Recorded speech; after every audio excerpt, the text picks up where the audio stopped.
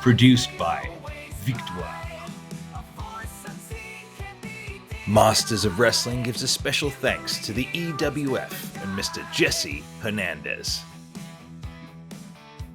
Hello, everybody. Welcome back, you seekers of truth. This is Power and Glory, the podcast. I'm one of your co-stars, the Master Emir, along with my co-stars. First, ladies and gentlemen, he is a WWE and WCW superstar. He is Mr. Pretty Paul Roma. Thank you, sir. What's up, Happy to Paul? be here. You know, I'm on location again this week.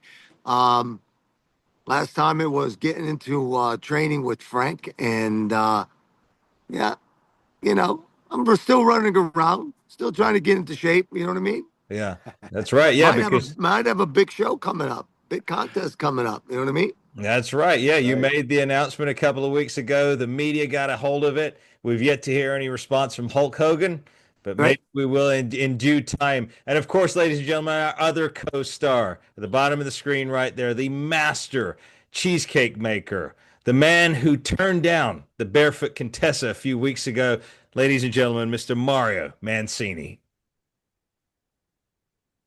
Mario? Yeah. What's up, Mario? Yeah. All right. Yeah. I guess our fans are used to him. They're used to him. They're And of used to him, course, huh? it wouldn't be complete without announcing the legend at the bottom of our screen right now, a man whose career has spanned decades. He was there at the beginning, at the height of the WWE success story. Ladies and gentlemen, this is a senior official, ladies and gentlemen, Mike CHIODA. Man, what's happening here? Hey, Paulie, how you doing? Mario, how's Always it going, good to guys? see you, kid. Thanks What's for having going me, on? man. Yeah, great to see you, man. Great to see you. Pleasure to Thanks have for you having on. me on. Yeah, thank you for having me on. Thank Pleasure you. to have you on. Hey, but Paul, before Yo. we take one step further, what do our fans need to do? Well, you know, sometimes they forget, but they need to hit that subscribe button. It's not that difficult. That's right. You know, if you Right. have the ability to just do this, Mhm. you got it. That's it. That's Just it. powerplex that subscribe button, hit the likes and share with your friends and family. And we greatly appreciate that. So as you can see, we've got Mike with us today, and Mike has historic, history in the business of pro wrestling. He's been in WWE, he's been in AEW, he's been all around the world. But he has some tremendous insights, some tremendous stories. Mike, I'm going to kick it down to you right away. We'll just jump right in. You mentioned off camera about being a referee in the matches with Paul and Hercules, Power and Glory back in the day. Right, So right. I'm gonna give it to you and let you tell us about some of the antics that took place back then. Yeah, man. I'll tell you, like working with Paul and Hercules, Ray Fernand, it was great, man. It was great. And one of the things that we were talking about is I love their finish. Their finish was one of the best finishes, I thought. Yeah. When they hit that finish in sync, because you had to come off the rope as he's coming off that suplex, and then bam, they would hit that finish. Paul, you're in such great shape. You're still in great shape, for your age, brother. We're all about the same age, right? And you're still in great shape. And I just seen you in Vegas, man, which was great for the first time in God knows how many years, man. Yeah. 30 plus years, bro. Yeah. And it was great to see you and Jimmy, Jimmy Powers out there, man. So I just wanted to say it was great. Well, you refereed a lot of my matches Oh, as yes. Mancini's matches, yes? Yes, yeah, and Mancini too as well. And God, I wanted to tell this story too because I think I buzzed you on this story. We were in Vegas or before we were on the phone talking, but I remember we were in Birmingham, England, and it was the late 80s. Champions. They're not born in the gym. It starts from the inside and it works its way out. Do you feel it more difficult to obtain muscle? Are you tired or perhaps depressed? Then there's a solution. Our brand new partner and sponsor, Care Aesthetics of La Quinta, are here to help you get restored to optimal health. Just use the contact information in this video and schedule your free consultation. Be sure to mention the name of the podcast, whether that be Power and Glory, Styling, Masterclass, or Hey Roma, when doing so. We wish you all the best in your road to optimized health. And now, back to the show.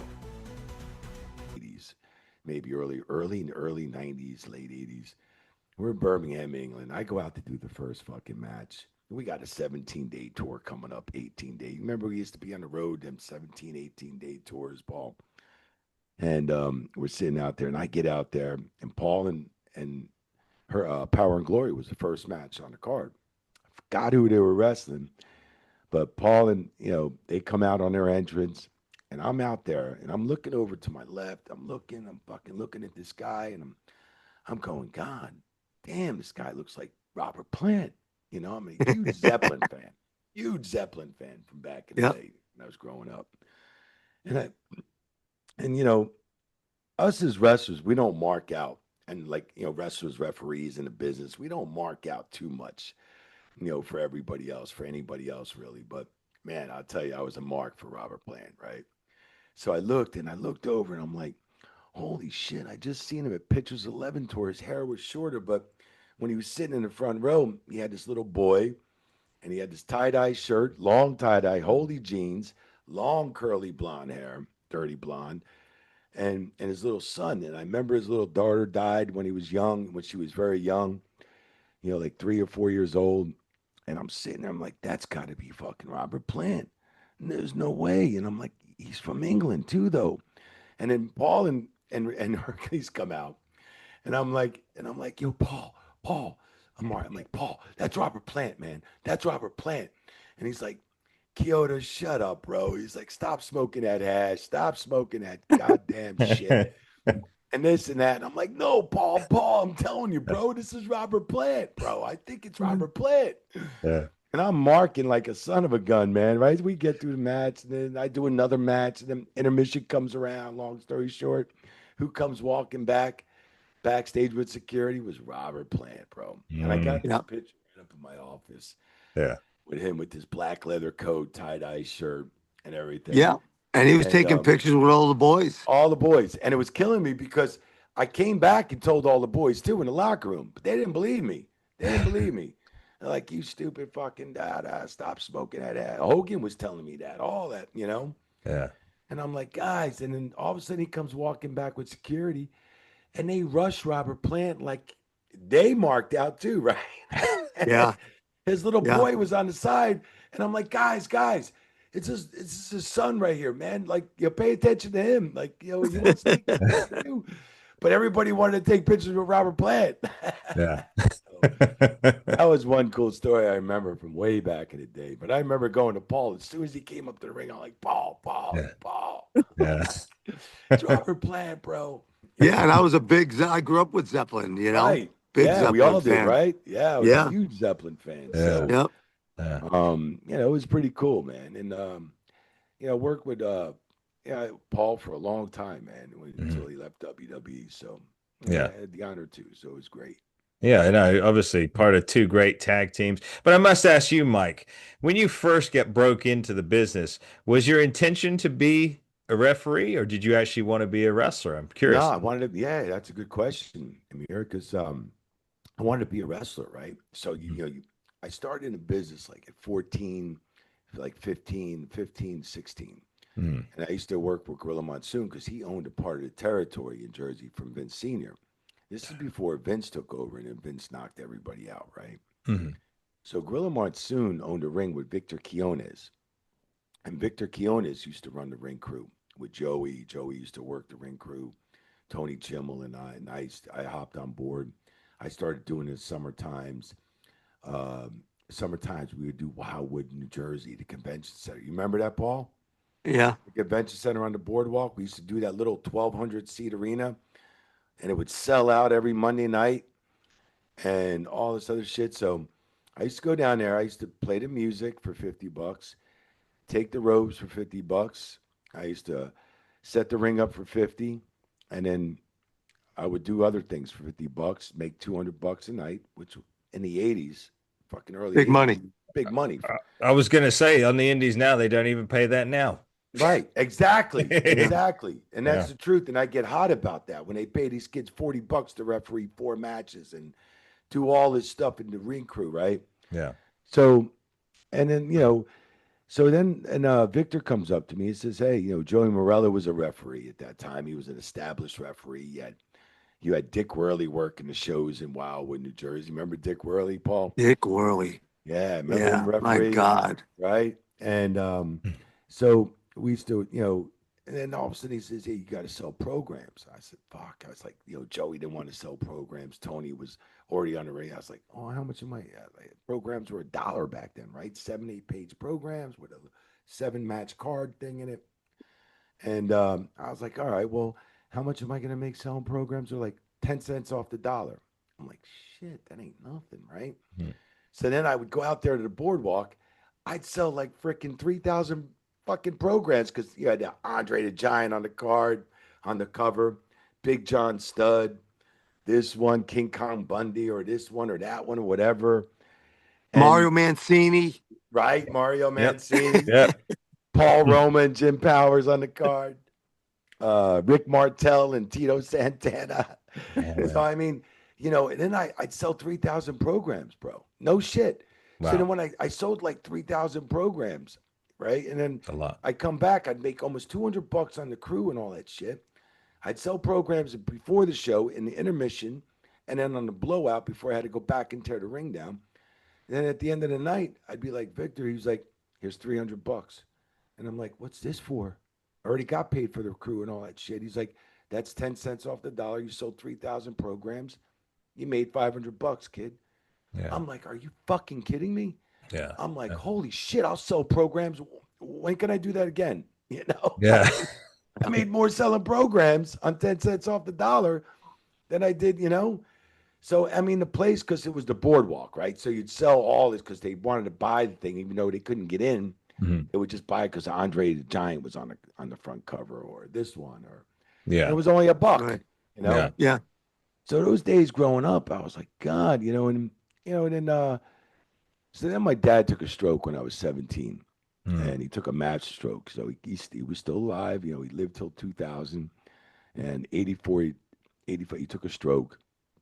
So I was a machinist in high school, and so when I got a job after high school, I was a machinist and a welder. But I needed to make more money, for my Mm. family, my Mm. mom and stuff. And I had 2 younger sisters, and so I asked Gorilla back and Joey, if I can get back into WWF, at the time. And so Gorilla's like, hell yeah, you always worked hard, you always hustled, you always did this. That'd be great. Come on back.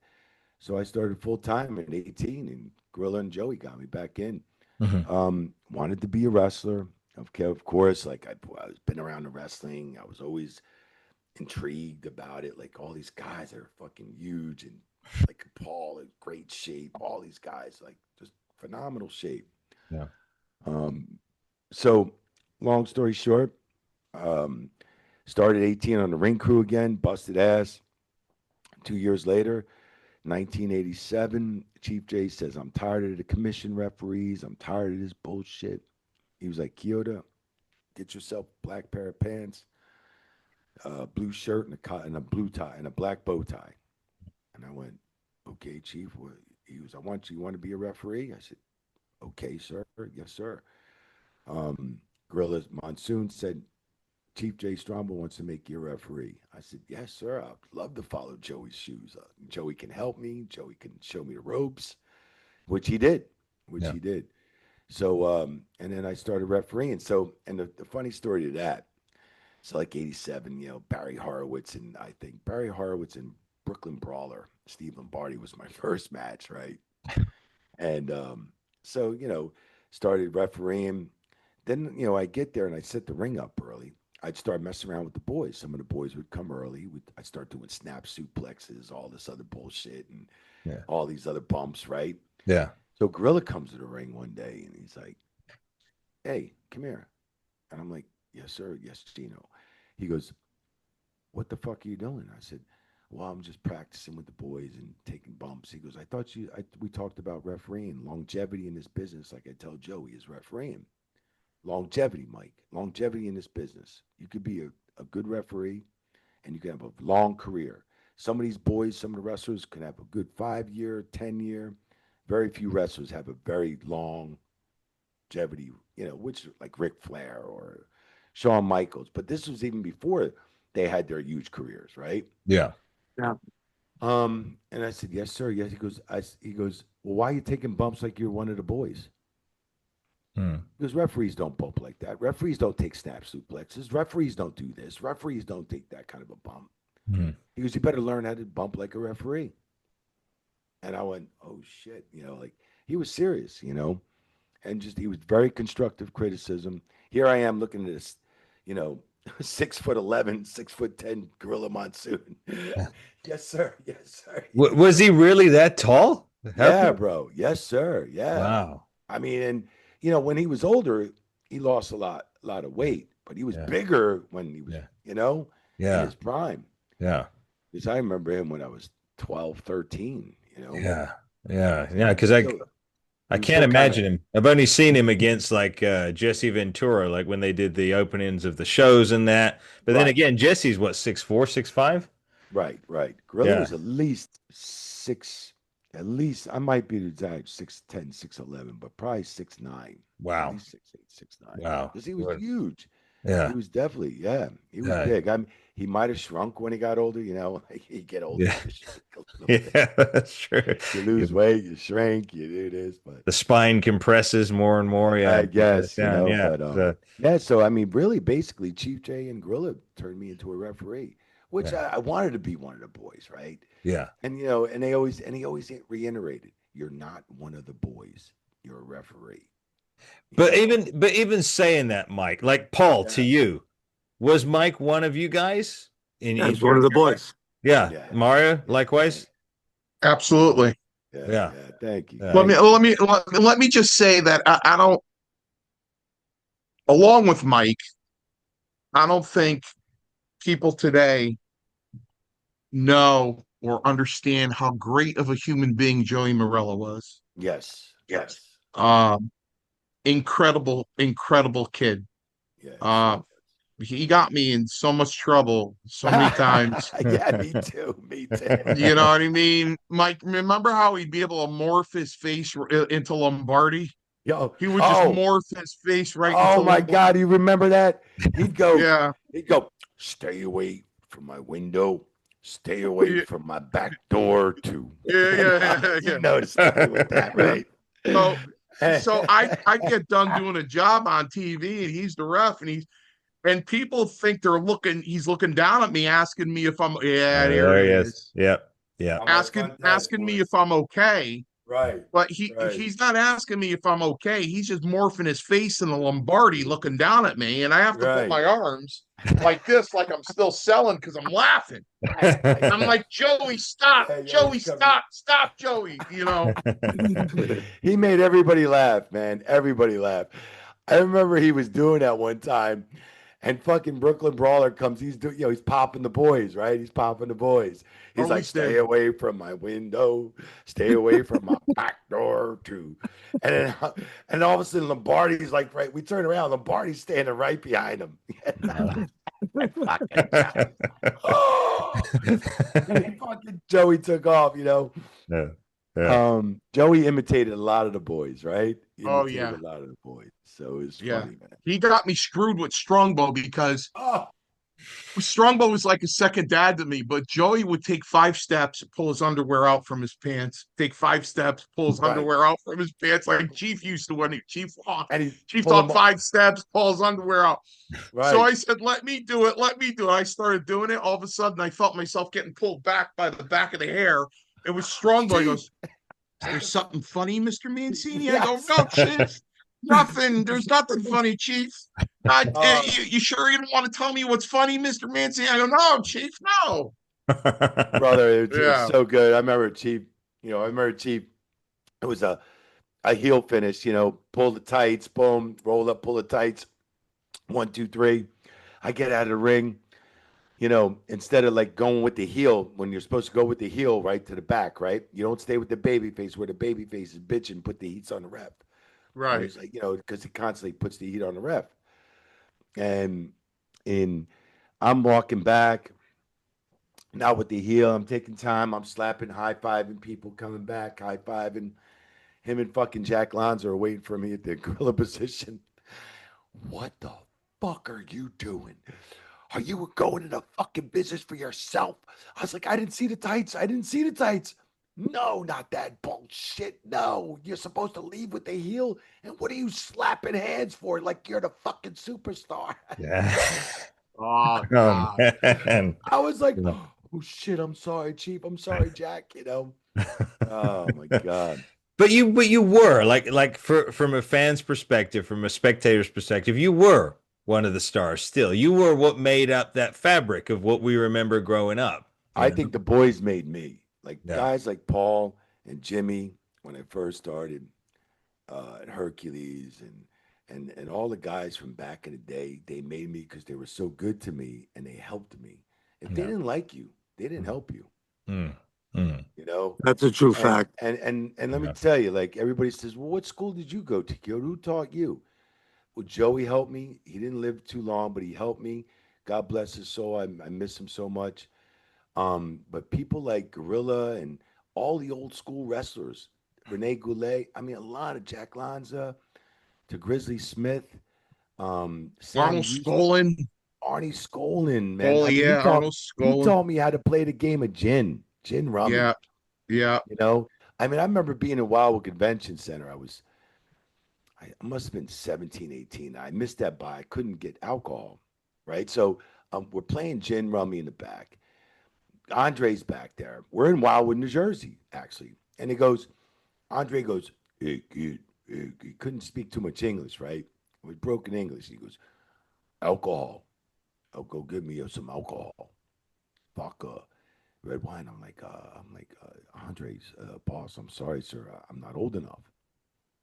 And everybody, I remember I was Jimmy. I don't know if it was you and Jimmy Powers, but a bunch of you guys. It was a bunch of guys like, hey, you can't say no to the fucking boss. You can't say no to Andre. I'm like, I'm not fucking old enough. How the fuck am I gonna get alcohol? Mhm. And then the next thing you know, they're like, well, how would you get it? How would you get your fucking alcohol if you weren't? I said, well, I'd stand outside the liquor store. I'd wait for somebody old enough, and then I'd buy them a 6-pack of Lone Brow or Michelob or whatever Pabst Blue Ribbon we used to drink, and Heineken or whatever. Well, that's what you got to fucking do then. And I'm like, no shit. So I had to run to the fucking liquor store. I took this $100 bill from Andre. He asked me to get 2 bottles of French wine and vodka. Yeah. So I wrote it down. I gave it to this dude. It's like 30 minutes later. I'm thinking this guy robbed me, right? I'm like, motherfucker, where's this guy at? Yeah. I'm like, you gotta be kidding me. I'm like, how do I go back to fucking Andre? Not with his $100. He must. I'm thinking. I'm looking around to see if there's a back door to go out the liquor store or something. And then I'm sitting there. I'm like, you gotta be kidding me. I'm like, how do I go back to Andre? Next thing this guy comes out. He was like, man, I was trying to find this French wine forever, bro. And I'm like, oh shit. I'm like, you got it all? He's like, yeah. I'm like, great. So he bought himself, case of Michelob, which was 10, $12 back then, whatever it was. Gives me a change. I bring it back to Andre. I fucking complete the mission, right? Andre gives me a $50 tip. I was like, anytime, boss, whatever you need it next. I mean, just little shit like that. They taught you respect for it. Yeah. Just great times, man. I mean, I have nothing but great about the old school boys like Paul and everybody else in the business that helped me because I never went to a school. Right. It was a lot of days on the road back then, and it was a lot of training, just working matches. And sometimes I was the only referee. They'd be like, "Oh," Chief was like, "Oh, the commission referee's not working tonight." He's like, "CHIODA, you're working all the matches." I'm like, "Oh shit, no way!" And of course, Chief took care of me though, paid me extra. He just didn't like the commission referees, and it was on top of working 7 matches, 8 matches, then tearing down the ring, then driving 4 or 5 hours to the next town. It wasn't an easy job. But No. But you know what? And kudos to you and Joey and even the Hebners. Yeah. You became one of the boys because you guys you were understanding. A lot of guys go in there and we're tired or we're beat up or both, Right. and we're hurting or all three, and we're like, hey, listen, and you went with the program. You and the rest of the refs, our refs, went with the program, Yeah, and that made life easy. And then when we went out, after the show, it was, hey, they're one of the boys because we had so much trust in you and you were of value Yeah. to us guys. At least that's the way I looked at you guys. You were a Yeah, value to me. appreciate that, Paul. And you were a lot of fun. We had so many laughs in the ring. We sure People did. didn't know what the hell was going on. I'm Right. screaming at you, telling you, that we're gonna go out and we're gonna head over to this place after the show, and Yeah. you're screaming back at me, pointing at me, saying, "Okay, I'll meet you there." And Right. the whole time, the Right. people think you're yelling at You're me to yelling at calm you, down, and we're calling spots too, though, Paul. and we're Right? calling spots. And Yeah, it go was tell great. that mother. Go tell him that. And I'm like, Yeah, yeah, all right. I'm like, yeah, I Yeah, act like I'm that's right, reprimanding him, Mike. And that's right. And Paul and I calling run spots. Paradise Alley Pro Wrestling in East Haven, Connecticut. Yeah. And we tell the students that's just not a referee. That's the third guy in the ring. Listen, Right. you get thrown in the ropes and you get your foot caught up on a clothesline and you tear your ACL and that heel's working the crowd Right. after you take that bump. Who do you got to tell? You have to tell the referee. Tell him I'm hurt. That ref is going to go over to him and like yeah, he's yelling at Right. him, going, "Listen, he just tore his knee up." Right. I go Create some that space or do yeah, this or yeah, give that him some guy, time. he's not just an ornament in the ring. He's the third guy in there. Right. but he's the most important guy in the ring. Right, that's and, right. and Because Mario, if the that's so referee funny. sucks, your match sucks. Right. Yeah. That's true. Right. And I mean, Mario, you're so right there because I put a patent on that. Third man in the ring. Right. That's why I want my book to come out. I have t-shirts out with third man in the ring because I've always been the third man in the ring. I didn't know that. That's Yeah, what I yeah. say. He's the third man in the ring. That's what I really do. I have t-shirts out with that third Yeah. man in the ring. Yeah. And that's one of my book. That's what my self-employment company now is called Third Man in the Ring. And it was so cool because we didn't have IFBs back then, right? We got the pencil cues from the timekeeper. That's right. Yep. That's right. From the timekeeper from Margate. And, Yep. it was hard work. Like you had to work your match, and like so many times, concussion protocols huge these days. But back in the day, we called it like you got your head rung, you got your bell rung, Damn, I got my bell rung there for a minute. Thanks for calling that spot. Thanks for letting me know. Because we'd call spots, we'd talk to each other. And Paul was so right. Like, we'd be talking a conversation, about spots and all this other stuff, or where are you going to be tonight? What are you doing tonight? And I'm like acting like I'm reprimanding him. He's fucking acting like he's pissed, but we're talking about something completely different. Yeah. I mean, and that communication is long gone with the referees now. It's been long gone. Yeah. I was going to ask you that. I was going to ask you that, Mike, because now what I hear so much is everything is laid out, move for move. Everything is like a script. So when did that change, by the way? What year was that? Do you remember when that started to come in? I want to say right before I left. Okay. Like 2018, 19. I mean, I remember these kids coming up from the NXT school, right? Mhm. And so I'm sitting there and I'm giving cues in the ring at TV. And I'm going, knee is ein, T is N, knee is ein, E is 8, C is 7, C is X, V is I, right? And Carney. Yeah. Because like when your voice is like a referee's trying to tell you the times, you're a little bit further from the boys, or then you pass by or you do a runaround and he's trying to give them all the cues, whether it's a tag match. You got to give the guys the cue in the ring, the guys on the outside, because they know when ready to get the people to start making the comeback, whatever. Yeah. Go home, whatever. So, and I remember these kids come back and go, they went to the agent and they go, CHIODA never gave us the times. They went over a little bit. And I said, bro, what do you mean? I said, I gave you the fucking countdown all the way. I was like, I told you, T is N, N is ein, E is 8, C is 7, V is I. I was like, the hard cue was to go home. And he goes, oh, yeah. Well, what's that? He was like, why were you speaking like that? I was like, that's Carney. Mhm. He's like, oh, they don't teach us that in school. Yeah. I said, yeah, I hear they don't teach the kids cursive writing either in school. Fuck. Fuck, they don't teach you Carney? So am I supposed to yell out 9, 8, 7, 6, 5? And the agent went, and I was like, damn, boys, thanks for trying to bury me, though. I appreciate that. Yeah. I'm an old school guy. Gosh. Yeah. So calling it in the ring is a thing of the past, pretty much. I mean, that they do call spots in the ring. I don't see the referees being as good as it used to be. Them doing it. You know, Well, they're too obvious. They're too obvious about giving cues. Like yeah, they'll go over to somebody and act like they're having a conversation. yeah, It's like we used to do it on the fly or hit the wrestlers when the time was right, or when you're reprimanding them, or when you're in a hold, you get the cues, you get the spots called, you know. yeah, And when somebody's in a hold, if you're in a tag match, then all of a sudden all right, give it up, you get in the spots, right?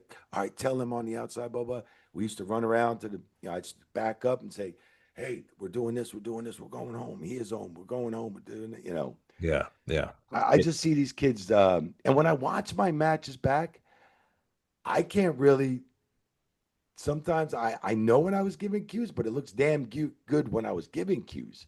Yeah. Not Right. as like today. It's almost they're like they're having a conversation and their lips are moving and they're talking to them, you know, when they're Yeah. selling. And I'm Was thinking, it's the same with the spots. I saw a match. I won't drop names or the company, but I happened to see a match last night from some show this past weekend, and the guy's waiting. He's waiting for him to deliver the move. He's got his hands out waiting for the guy, and you can clearly see him stepping. Everything is so laid out that it yeah, strips away that organic feel. It doesn't look real believable. yeah. It's like when they do these spots anymore, it's almost like ballet.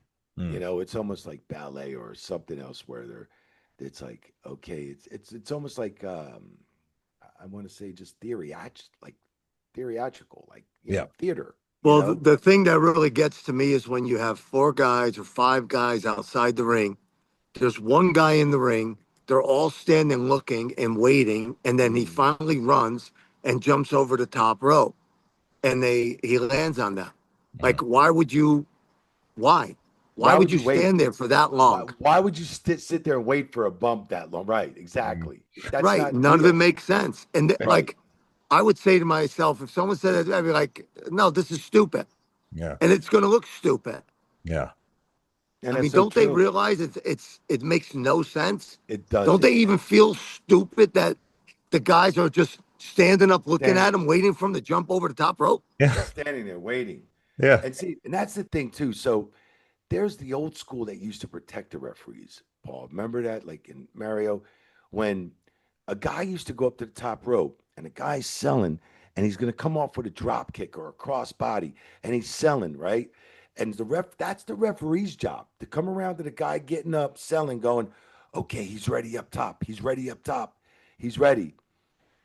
And then you turn around, as soon as the heel or something would turn around, boom, it would come off because he wouldn't have to look back or look around, you know, and he would never turn his head because I was the cue.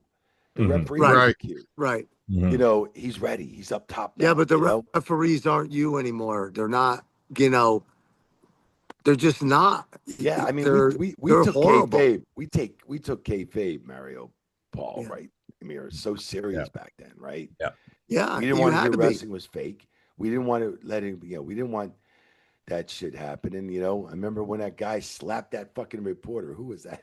David Schultz, So, yeah. Oh, Schultz, Dr. D. David Stossel, Dr. right? D.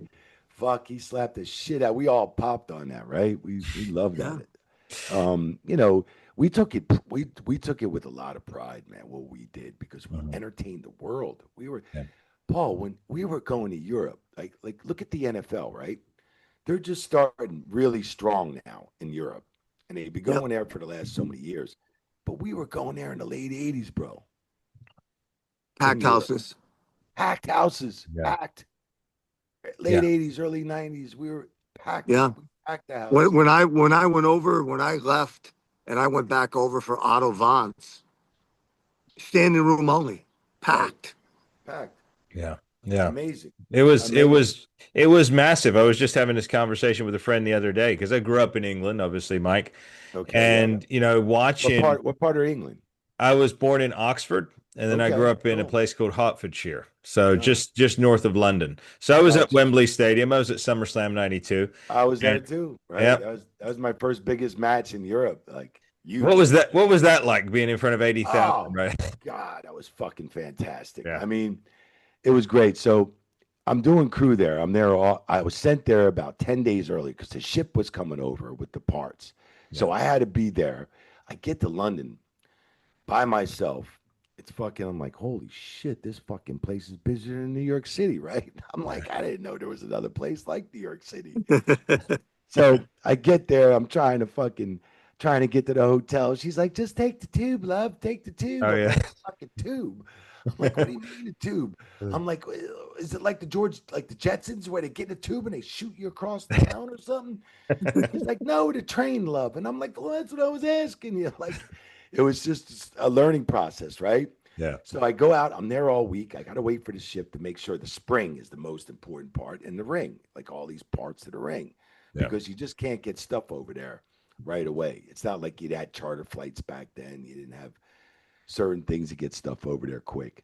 Yeah. So I'm sitting there, and I remember I was out there drinking my fucking mini bar up.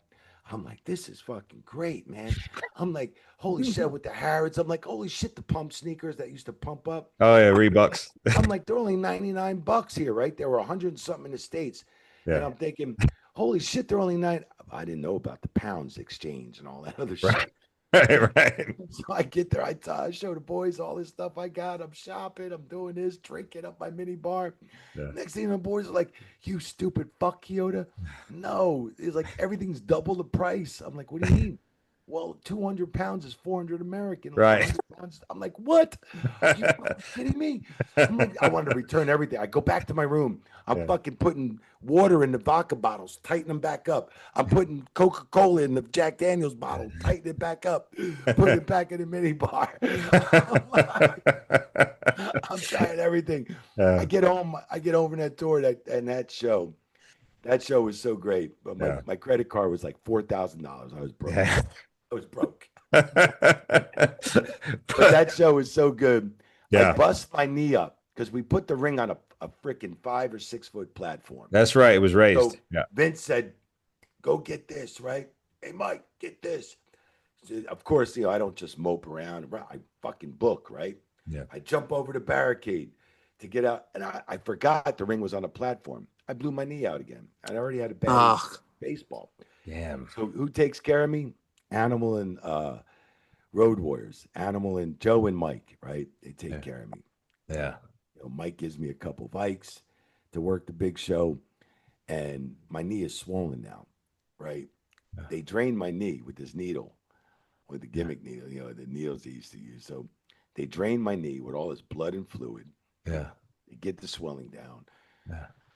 Taking this, I get through the night. I do, 2 matches during that show. Phenomenal time. Who does the main event? Joey Morella. He did. Was it the Brett and Bulldog? Yeah, he did that. Yeah. And remember one side of the crowd with the horns, Bulldog. Yeah. And the other side was Hitman. Yeah. And it was just phenomenal. So I actually sat in the crowd, watched that match with Joey. I went 40 something minutes. Yeah. Phenomenal match. Yeah. Joey did a great job. Yeah, that was my first big show in Europe. We did the little shows like with Paul, like we talk about meeting, seeing Robert Plant at the Birmingham, but that built it up. Yeah. Those little shows that we did over there in Europe, in England. And remember, Paul, Mario, like TV was nothing back then. Still, you had 3 or 4 channels. Yeah. And then you had the UHF. UHF. Wow, that's going back, kid. 3 or 4 channels. You had the black and white TV still in the 80s. Oh, yeah. I mean, and Telly, the Sky Telly was huge over there. The wrestling Sky was huge. Yeah. And, it's when they put the poster boards on. They used to paste all the poster boards all over the place in Europe. Wrestling was massive. I again, coming back to this conversation I had with a friend, he said that his kids now, there's a few kids in school that talk about it, right? But back in those days in England, every kid, like every single one of my friends, any boy you spoke to, right? Ultimate Warrior, Roddy Piper, we were all into. It was like it was everywhere. The magazines, the figures. It was like for about 4 years, from 89 till 93. It was the thing for kids in England. And what time was wrestling on there? Wasn't it like 2:00 in the morning or 1 in the morning on Telly or something? No, it was weird times. So we got Superstars. Yes, Superstars at 9 p.m. on a Friday night. Okay. Then you had Wrestling Challenge and All American on Sundays at like noon, and then at 1. And then Okay. the pay-per-views would come on Sky Movies. They were free. Right. We didn't have to pay for them. It was part Right. of Sky the Telly. I remember Sky, Sky Telly. They would and come. that would be like WrestleMania 8 was on at like 8 p.m. on a Tuesday night. It wasn't live. It would come on a Right. few days after. Yeah. Okay. Gotcha. So Right, because you'd get it late. Because Yeah. we would have to be concerned about the storylines because we do a show in the States and go, well, when did the storyline come out in Europe? You know, or what did we do last in Europe? yeah. Right. It was So I remember that. Yeah. it was totally different times. But But I remember going to the bars all the time and seeing it on at 1 o'clock in the morning and 2 o'clock in the morning. And I'm sitting there and I'm like, fuck, I'm on TV, right? Listen, And that was that's the only easiest because part to that's pick up a only because rat. you were drunk. It was still 8 o'clock over there. there you go. It was earlier. It was True. just in your True. mind. But Mike, I do want to ask you as well. If you compare those days to your last days in the WWE or in AEW, what do you think is the missing ingredient? Because they say they're making record numbers now, which is true. They are. They're making more money than ever, but the magic is not there. That whatever. What do you think No. it was that's been lost, Mike? I think I just don't see the guys that come out like they did in the 80s and 90s. Like I told myself in the 2000s, like from 10 to 20 before I left. And I said to myself, I just don't see no more flamboyant guys. Like, how did the wrestlers in the 80s and 90s just come out with such, like, you know, they would just come out and just new wrestling. They didn't go to school for it. There was no school back then. Right. There was no really schools. But they just seemed to knew how to fucking work the people. Mhm. Everybody had personality. Everybody, they wore flamboyant gear. Yeah. Like, Paul, didn't you wear like the red jacket with the sparkling stuff on it? You know, this so like the and you wore these jackets and you wear your red tights, but you had great bodies. You know. Yeah, now they just throw jeans on. They think it's good. Right, jeans and sneakers. And it's jeans like and some of the sneakers. guys just jeans and sneakers and Yep. And if I'm they're like, wearing damn. shorts, they're short jeans. Right. And then they come out and do promos like that. And I'm thinking, why the fuck would I want to go see this guy in a t-shirt and jeans and fucking sneakers? I'd rather see him in his badass body or come Look, out the in the something, problem is robes they and- get guys that look like they walked into a local bar. They right, tapped some guy on the shoulder that was sitting at a bar stool and said, "You're wrestling now." right, right. Mm-hmm. They're not unique anymore. Mm-hmm. No. And People want to see unique, and that's a they great don't way. have it. That's a great way to say that, unique. I mean, what's your take on that, Mario? I mean, you know, I just I didn't see the guys like the old school guys, they put time in their fucking robes. I'm talking like Honky Tonk Man, Ric Flair. Hogan didn't wear much, but you know what I'm saying? Rick Rude. Rick Rude. Look Yeah. at Rick Rude with the ravishing Rick Rude. Mhm. All you Savage. loving Randy Savage. Yeah, great one. Right. I mean, all the guys. I mean, Steamboat with the flame Yep. and the gimmick. I mean, they just came up. They were just like Hillbilly Jim. He was Hillbilly Jim, but he was over like a son of a gun. Yeah. Yeah. He was a great guy, great personality, right? Always a smile, Jim. Always a smile. Man, the Bush and Luke, the Bushwhackers. Yeah. Yeah. You know, I mean, there's so many guys just had charisma. They were unique. They came up with their own shit. We didn't have 50 million writers like they do now. Yeah. You know, we didn't have that in the 80s and all Because that stuff. Vince McMahon said pro wrestling is now from here to here. Facial. That's Or, it. yeah. So when you think of a guy like the Magnificent Morocco that had probably a 70 chest at the time, Right. he was an enormous human being. Don Morocco, boy. You know, no script. I mean, if you handed Don Morocco a script for a promo, he would have ripped it up right in front of you. I mean, Right. one of the best promo guys in the business, a great scientific wrestler. I mean, I say it all the time. I've probably said it on every podcast that I've ever done. Yeah. These guys are breaking into the entertainment business, Mike. We broke into the wrestling business. Right. Yeah, yeah. That's true. Well, look, here's the other thing. You had somebody like the Red Rooster. Right. Now, all joking aside, I was there. Vince Terry tried to Funk. insult him Insult him, right? by He buried making him right? the Red Rooster. But you know what? Terry turned it around, He man. did. He Mhm. did. He Terry made it turned. work He because made he's it. such a good Yeah, that worker. that rib backfired on him, right? Yes. Yeah, I Yes. remember them fucking with Terry like that in the Yes. Red Yeah. Rooster. But Terry's a great worker. At Right. the end of the day, he is who he is. Mhm. And they couldn't do it. And then they tried it with Dusty Rhodes. Mm. Yeah, yeah, with Polka the Gave pink. him dots. the polka dots and all that other crap. And Yeah. thought that they would bury him, and yet he made it work. Yeah. Yeah. Yeah, Yeah. he sure did. You know who That's made it? how great these guys were back in our day. And you know who's old school like us too was Mick Foley, right? But Mick Foley was doing indies back then or whatever. Yeah, but you know what, Mick Foley cannot wrestle. Right. Let's get something straight. He can't wrestle. Mick Foley, for lack of a better word, crippled himself because he couldn't wrestle. Right. He wasn't a good wrestler. He would fall off cages. He'd fall off, land on Right. his back. He'd do freaky deaky things because he wasn't a wrestler. He wasn't a technical wrestler. He didn't have the ability. But So he Paul, went the other direction. and he did, but he got every character over. Dude Oh, Love, he did get him over. this He one, did. He that did get one. him over. He got every freaking character over. Yes, I he was- did. And I was shocked. Like a guy like that can get. You could put him in like Duke the Dumpster, Drosy, fucking garbage can Right. shit. He'd get it over. He get Yeah. it over. Correct. Yeah. He did. He did get it over. You Yeah. know, Right. and he wasn't a technical wrestler. No, by no means. Mr. Socko, No. boom, he'd get that shit over. Yeah, he did. I remember Yeah, that he sock did. being so dirty. The boys like, CHIODA, is the sock clean or is it dirty? Yeah. You're not putting that in my mouth. Bro, I'm thinking it's dirty, bro. Yeah, really. Yeah, I don't think it's been washed. I don't think he washed his gear. Yeah, Yeah. I think For a I saw him long wiping time. himself with it. Yeah.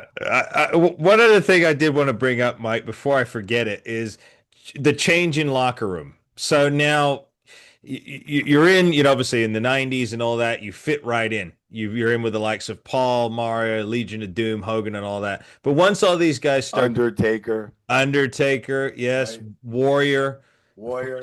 one of my favorites. Yep. I'm sure many little kids' favorites at that time. I know. You know where I get heat? I think I got heat with H because I remember one time on a podcast, they said, "What was your easiest match at WrestleMania?" I said, "Fuck, easiest." I said, "Oh, it was Hunter Hearst Helmsley and the Warrior. It lasted 45 seconds. It was Yeah. the most easiest match I ever did." That's probably why they let you go. Yeah. They're like, you know what? Right. Bad choice. Yeah, it wasn't for your inability, that's for sure. Yeah, I know you're Yeah. listening out there, Triple H. I'm sorry. But as that locker room changed, Mike, Yeah. did you still fit in towards the end, or were you starting to find like there's a disconnect now?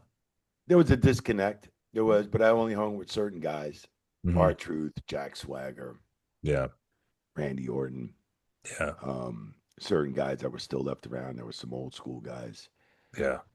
Yeah, disconnect was there a little bit because these guys, we'd go to Europe.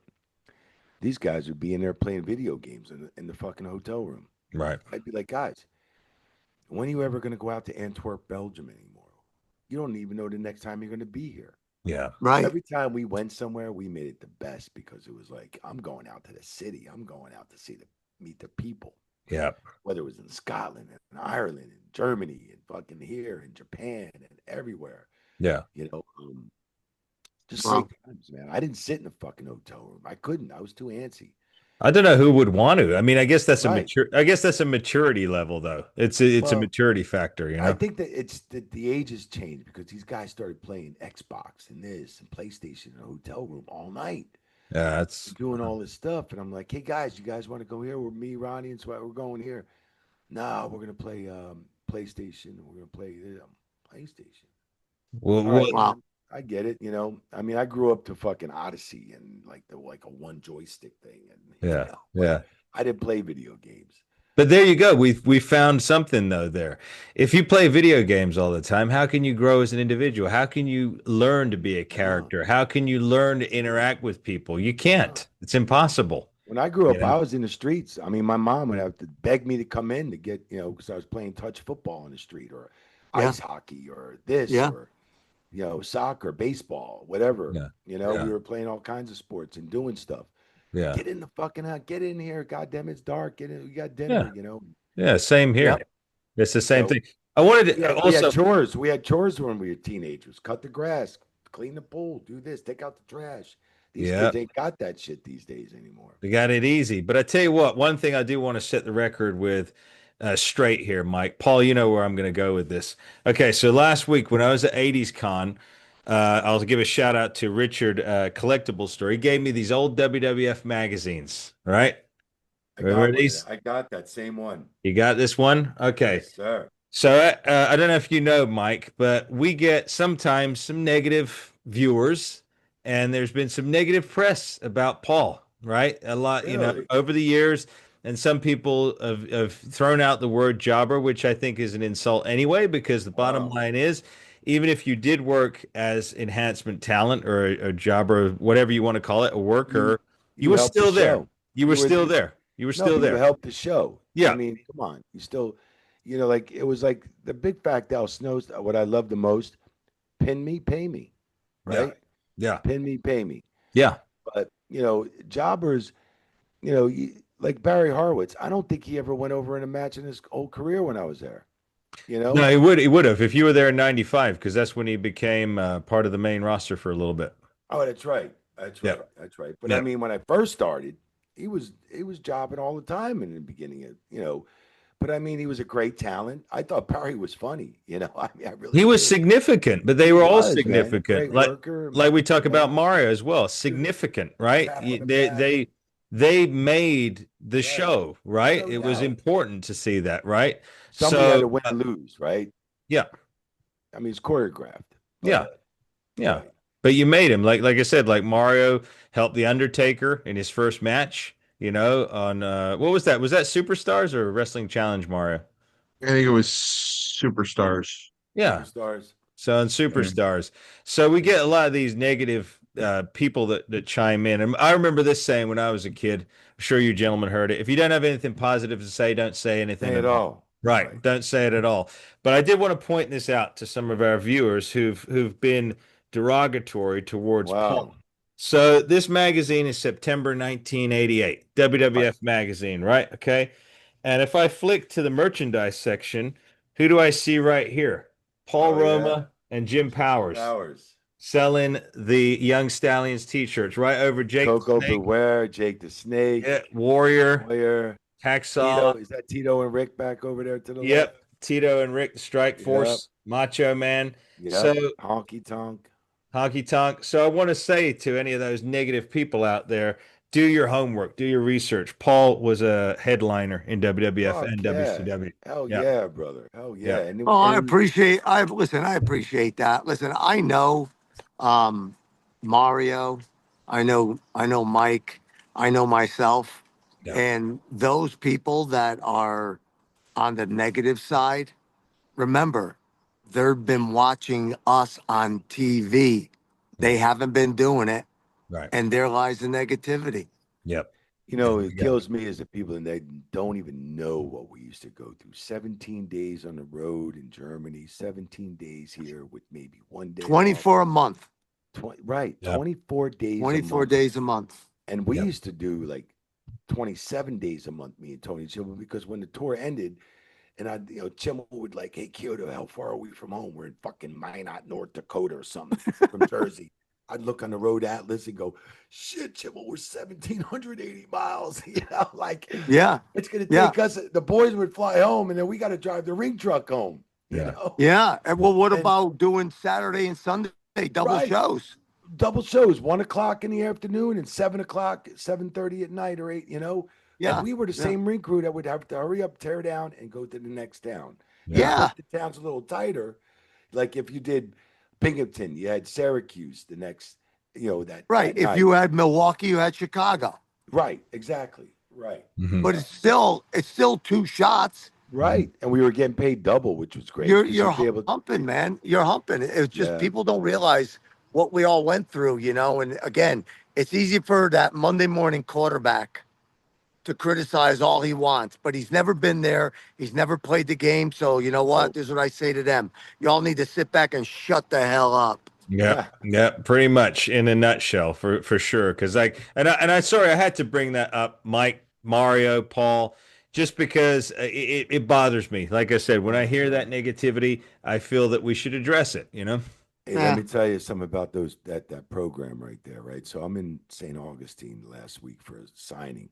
Yeah. I was there that last year, and I got a bin full of these I got bins full, like 2 or 3 of them, all the old programs, the old stuff, magazines. So I pulled a little box out of them. I took some to the show, and I was selling them. So I'm selling some of this stuff, and I was like, oh, I'll just take like 4 programs for $40 or $4, you know. Well, the guy's like, really? Okay, great. Guy comes up to me last week and hands me this rib. It was Vader, Gorilla Monsoon. Vader was on top of Gorilla Monsoon. He gave him a bump or something, whatever. And it was like a special edition. He goes, Mike, he goes, I got to give this back to you. And I put it in a plastic cover so it stay nice and neat and stay, you know, it's in great shape. He goes, this program's worth $450 on eBay. Wow. I went, what? He goes, yeah, let me show you. It was like $425 on eBay. And I went, whoa. He goes, I want to give this back to you. I said, you sure? And he was like, yeah. He goes, I just can't take this from you. He goes, you gave me a hell of a deal. I got some really cool other programs from you. He goes, but I just want to give it back to you. You should keep this as a collection. And I was like, you know what? Thank you fucking so much, bro. I was like, yeah. What can That's I a give gentleman you? right there. That's a gentleman. I said, what can I give you? He's an old school guy. Yeah. He goes, well, I don't want to take what do you, you want an action figure? I'd love one. So I signed it for him, gave him a couple 8x10s, hooked them up. Yeah. Yeah. I mean, I was just like, wow. I was like, you know, some of my old Ring Crew jackets from the late 90s from the WWF Attitude Era, Ring Crew, I sold for $500 at shows. Wow. $500, 400. You know? Yeah. I'm like, the stuff that you thought, like I was selling stuff at garage sales, like, I'll take this for this, whatever, years ago when I'm moving from Texas to Detroit, whatever. Yeah. I got to get rid of stuff because I got so much stuff in my house. Yeah. You know, I sold some stuff that's worth hundreds of dollars now. Hundreds. Yeah. Yep. That's what it is. Speaking of other collectibles and stuff, hey, Mario, I want to bring you in on this one because you are a resident celebrity here. So Mario, Mike has some new merchandise that came out actually. Do you remember the Hasbro action figures, Mario? I do. Yeah. Well, ask Mike about his new figure here. Oh yeah. Now this is the only one that's been made. I've never had an action figure with. Let me see. 3.5 decades. Finally got one. That's nice. I was green. Look how green I was. Little mullet. Wow. The full blondish hair. Wow. I was still green then, though, guys. Green Wow. That's cool.